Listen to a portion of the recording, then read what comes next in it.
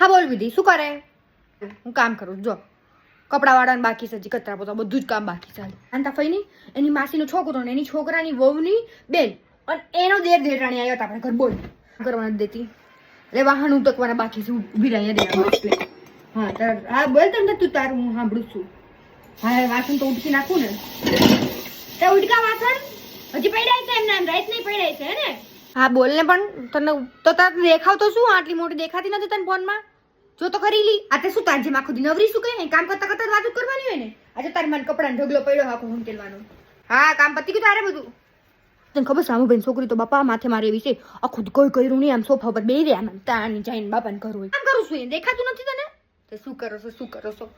ઓડો ઢાવ આખો દી તમારે કઈ કામ કરવું નહીં. તમારી માય ટીચર રાખે બસ લો બીજું કોઈ જ નહીં. દીવાબત્તી કરવા બેઠી છું.